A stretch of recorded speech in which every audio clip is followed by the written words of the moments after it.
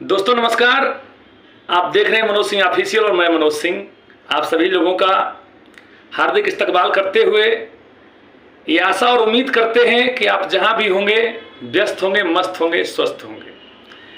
आज मैं आप हमारे इस शख्सियत को आप देख रहे हैं, यही है त्रिपुरारी झा, जो हमारे प्रदेश अध्यक्ष थे, हैं और रहेंगे। कल भी थे, आज भी हैं और कल भी रहेंगे। यही त्रिपुरारी झा हैं। और आज हम सभी साथी जैसा कि सत्यम, मिक्कू पाल, राजेंद्र जी, गोवर्धन जी, तमाम लोग हम लोग आए थे और हमारे त्रिपुरारी बाबा के नेतृत्व में हम लोग काम कर रहे हैं। और काम क्या कर रहे हैं, 2-3 मुख्य बिंदुएं हैं, उस बिंदुओं को मैं चर्चा में लाता हूं। और इस पर चर्चा हमारे बीच माननीय त्रिपुरारी झा, प्रदेश अध्यक्ष डीएलएड संघ के हैं। और इन्होंने, यही त्रिपुरारी झा हैं जो अपने आप एक त्रिपुरारी सब पर भारी, इनका कहावत था। और इन्होंने अकेले केस जीत करके और फार्म ऑफलाइन भरे थे और इनका नंबर भी बहुत हाईएस्ट है। 1 नंबर 2 नंबर केवल कम है। खैर वो बात की बात है। सबसे पहली बात कि आज हम लोग सचिवालय गए, बीपीएससी कार्यालय गए और क्या क्या बातें हुई, ठीक, ये हमारे पिता तुल्य कह सकते हैं, चाहे बड़े साथी कह सकते हैं, बड़े भाई कह सकते हैं, सब हम लोगों के हैं। हम इनसे जानना चाहेंगे कि सर आप बताइए कि आज जो है बीपीएससी और सचिवालय में क्या जानकारी आप लेके आए, हमारे अभ्यर्थियों को देने का कृपा करें। मनोज जी ऑफिशियल कई शब्दों से मुझे संवारने का प्रयास किया है। उस लायक तो मैं नहीं हूँ, उससे तो छोटा हूँ, लेकिन शब्दों में जो परिस्थितियां हैं उसमें प्रदेश के वैसे अभ्यर्थी जो अब बीपीएससी आयोग जो नियोजन प्रक्रिया में कटअप पार किया था, लेकिन शिक्षक बहाली में प्रक्रिया में शामिल होने से वंचित रह गया है, उसकी जो वेदना है मैं शब्द में नहीं व्यक्त कर सकता हूँ। शिक्षक बहाली की प्रक्रिया से इन सफल अभ्यर्थी को तुम बाहर कर दोगे, यह तो तुझे मालूम था, यह तो तुझे मालूम था। अभ्यर्थी के दिल में कितना गुजरेगा वह तुझे मालूम न था। साथियों, इस संदर्भ में मैं सबसे पहले आयोग कार्यालय में संपर्क साधने का प्रयास किया हूं। प्रशासन चुस्त और दुरुस्त था, अंदर जाने की अनुमति नहीं दे रहा था। टेलीफोनिक जब संवाद कायम हुआ है, विशेष सूत्रों से पता चला है कि सेकेंड लिस्टिंग की प्रक्रिया जिसकी वाट जो रहा है सभी तमाम अभ्यर्थी, आयोग अपना काम कर चुकी है, लेकिन सचिवालय अभी तक रिकमेंड करके इस लेटर की जारी नहीं किया है।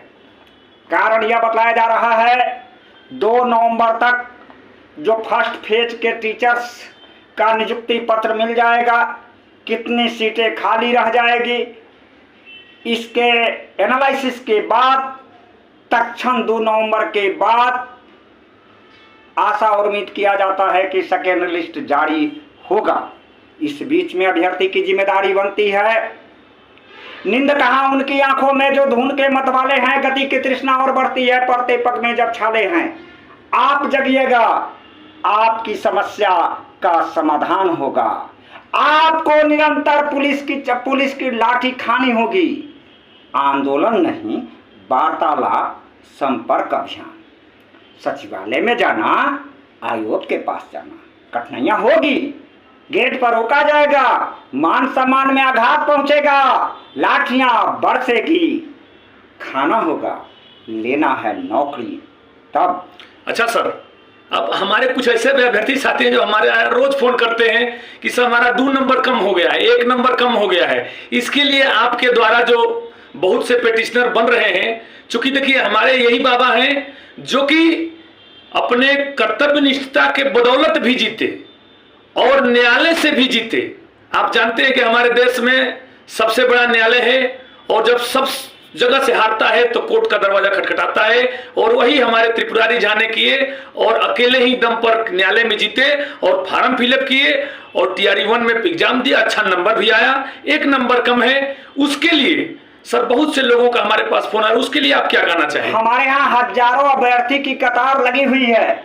पिटिशनर का कॉपी आ रहा है, टेलीफोन आ रहा है, पिटिशनर शुल्क भी आ रहा है। और सर हमको इसमें पिटिशनर बनाइए।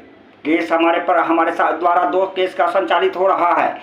एक अभी वर्तमान में जो कटअप पार किए हैं और नियोजन प्रक्रिया से वंचित रह गए हैं, वैसे अभ्यर्थी का त्रिपुरारी झा के नेतृत्व में एक केस दायर का जो ग्राउंड रिपोर्ट है, डॉक्यूमेंटेशन है, हो चुका है। पिटिशनर के लिए हम लोग होटल में रुके हुए हैं, सारा डॉक्यूमेंट बन रहा है। कल इसको सबमिट करके पुनः मैं जाऊंगा। और मेरा संपर्क सूत्र है 93-048-57-942। इसमें किसी भी तरह की शंका और समाधान के लिए समय निश्चित है, शाम में 7 बजे से लेकर के 9 बजे तक इसमें कॉल करके आप पूछ सकते हैं। अच्छा सर, बहुत से अभ्यर्थी साथी जैसे और भी जो छट गए हैं, चाहे किसी कारण बस फॉर्म नहीं फिलअप किए, उन लोग एक अफवाह फैला रहे हैं कि बहाली रद्द हो जाएगा, बहाली रद्द हो जाएगा, उस पर सर क्या कहना चाहेंगे? देखिए, सभी जो अभ्यर्थी हैं इसके पास में अपना दिमाग है, परिपक्वता है और वह डिसीजन लेने में सक्षम है कि यह अफवाह है कि असलियत है। यह जज करना है आपको। बात सही है या गलत, आप मौका ना भूलिए, मौका नहीं खोइए। आप पिटिशनर बनके जो अभ्यर्थी बॉर्डर लाइन में है उनका तो कन्फर्मेशन, जैसे ट्रेन का बर्थ मिलता है, वेटिंग लिस्ट से आरएसी, आरएसी से परमानेंट सीट, तो परमानेंट वाले तो अब हो गया। 2 तारीख के बाद आरएसी में है तो 1 पर डबल की पूरा फ्लैट। चलिए, बहुत बहुत धन्यवाद त्रिपुरारी झा, हमारे बीच सब बातों का कन्फर्मेशन कर दिए।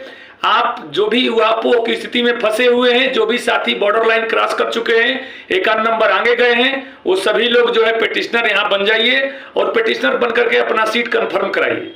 और सेकेंड लिस्टिंग की जो बात हो रही है, तो हमारे समझ से सेकेंड लिस्टिंग नहीं हो रहा है, सेकेंड सेटिंग लिस्टिंग हो रहा है, क्योंकि सेटिंग जानते हैं कितना हुआ है। हम अपने शब्दों में आपको बयां कर रहे हैं कि ये सेकेंड लिस्ट नहीं है, ये सेटिंग लिस्ट है। तो सेटिंग जिसका है वो अपना कर रहा है, यही आपसे कहना है। और अंतिम में यही बात कहेंगे कि जो भी साथी हमको नए देख रहे हैं, हमारे चैनल को सब्सक्राइब करिएगा, लाइक करिएगा और शेयर करिएगा। और अब इसी के साथ हम वाणी को बयान देते हैं और अपने मनोज सिंह ऑफिशियल चैनल में बाबा को बहुत बहुत धन्यवाद ज्ञापन करते हैं कि आप आए बाहर आई मन में प्यार उमड़ आया, आप आए बाहर आई मन में प्यार उमड़ आया, मन की प्यास लगी थी जो तन में आज घुमड़ छाया। आपसे मिलने के बाद बहुत खुशी होता है और आपको देखने के बाद जितने भी हमारे अभ्यर्थी देख रहे हैं, इनको देखकर एनर्जेटिक रहिए, उत्साहित रहिए कि इस उम्र में भी उतने ताजे तरोड़ रहते हैं कि हम 20 साल 21 साल में एकदम लरुआए हुए हैं। तो सभी अभ्यर्थी साथियों से ही हमारा कहना है, जय हिंद, जय भारत, जय अभ्यर्थी साथी।